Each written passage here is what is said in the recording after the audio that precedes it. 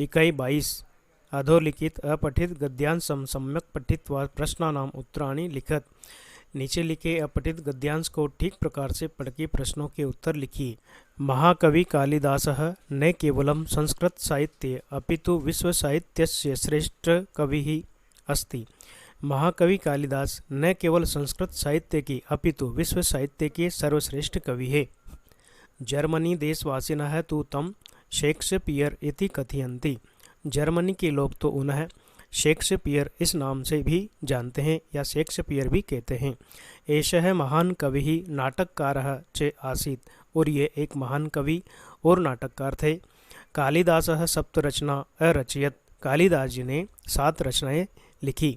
सौंदर्य वर्णने काव्य प्रतिभायां च महाकवि कालिदासः अप्रतिमः वर्तते।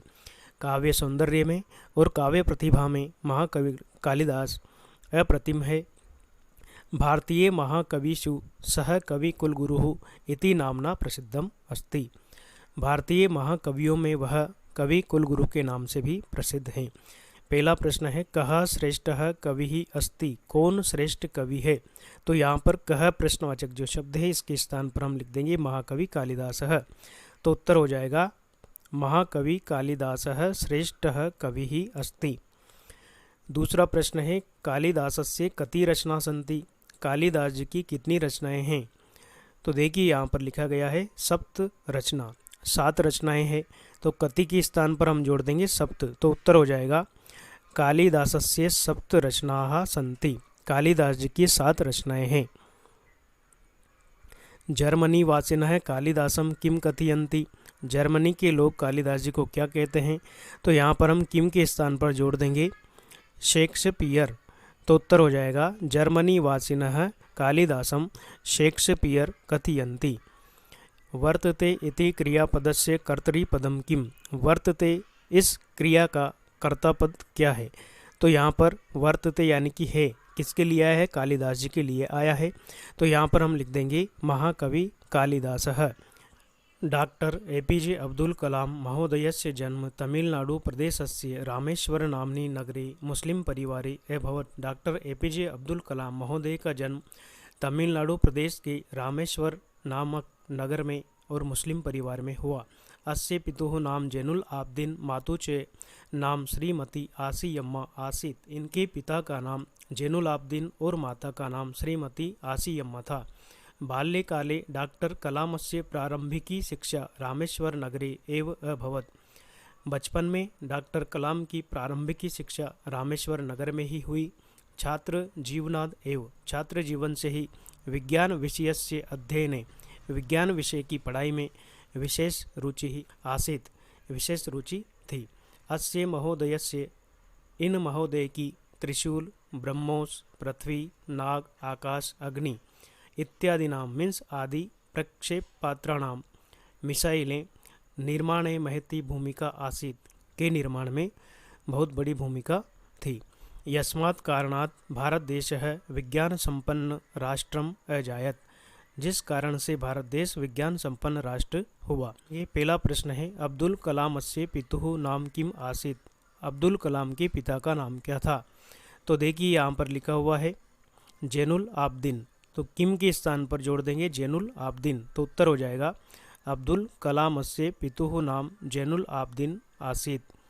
दूसरा है कलाम महोदयस्य जन्म कुत्र अभवत्। कलाम महोदय का जन्म कहाँ हुआ। ये पहली लाइन में ही लिखा हुआ है तमिलनाडु प्रदेशस्य रामेश्वर नाम्नि नगरे। तो यहाँ पर हम लिख देंगे कुत्र के स्थान पर रामेश्वर नाम्नि नगरे।